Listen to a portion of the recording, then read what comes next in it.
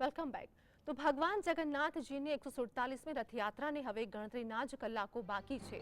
તો બીજી તરફ જગન્નાથજીની રથયાત્રા સાથે જોડાયેલા ધાર્મિક કાર્યક્રમો શરૂ થયા છે।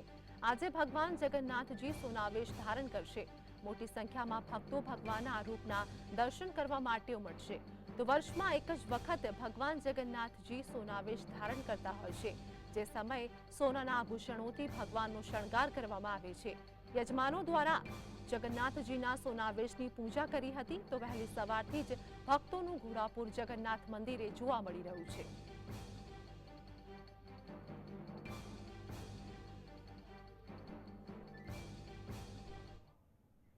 અમદાવાદમાં ભગવાન જગન્નાથની 147મી રથયાત્રા નીકળશે, ત્યારે છેલ્લા ઘણા વર્ષોથી રથયાત્રા નિમિત્તે ચોકલેટનું રથ શિલ્પાબેન ભટ્ટ દ્વારા બનાવવામાં આવી છે।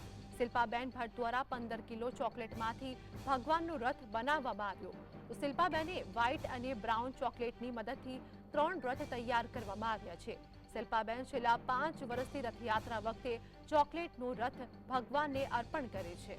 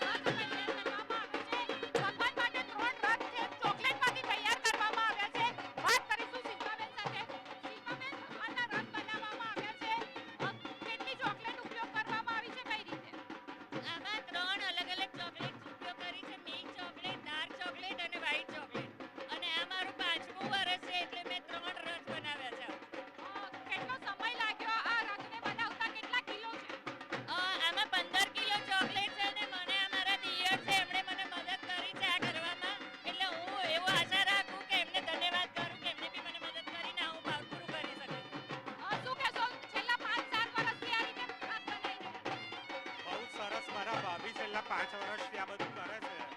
એ બીજું પણ ઘણું બધું રામ મંદિર પણ એમણે બનાવેલું છે અને આ રથ પણ 5 વર્ષથી બનાવે છે અને આ 5 વર્ષ પૂરા થયા, બહુ જ ઉત્સાહ છે અમને લોકોને કે આ આટલું સરસ અમે મારા ભાભી કરી શક્યા અને હું એમાં સહકાર આપી શક્યો।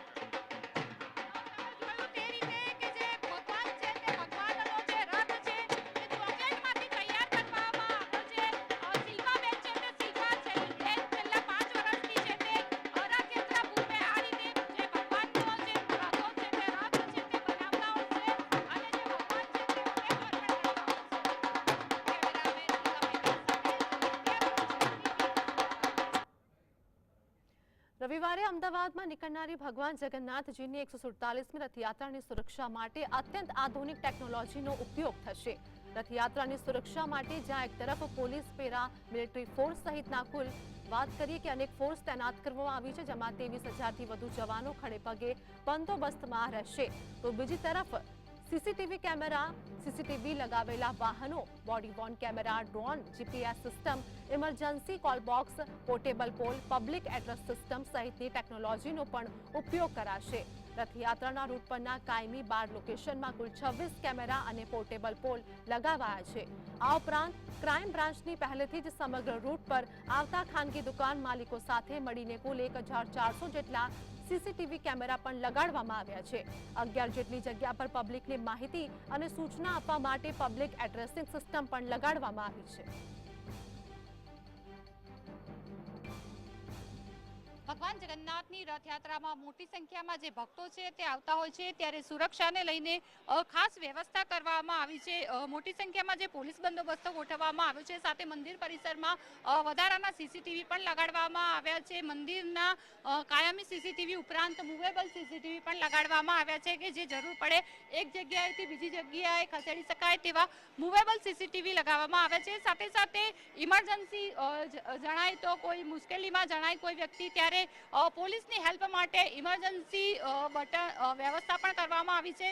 કોઈ પણ ઇમરજન્સી સર્જાય ત્યારે અહીંયા એક પ્રેસ કરવાથી છે તે કંટ્રોલ રૂમમાં તેનો છે તે ખ્યાલ આવશે કે કઈ જગ્યાએ છે તે ઇમરજન્સીની કોલ આવ્યો છે, અને તેને જ કારણે છે તે જે કોઈ પણ વ્યક્તિ જો મુશ્કેલીમાં હશે તો આ બટન દબાવવાથી છે તે પોલીસને તેની જાણ થશે।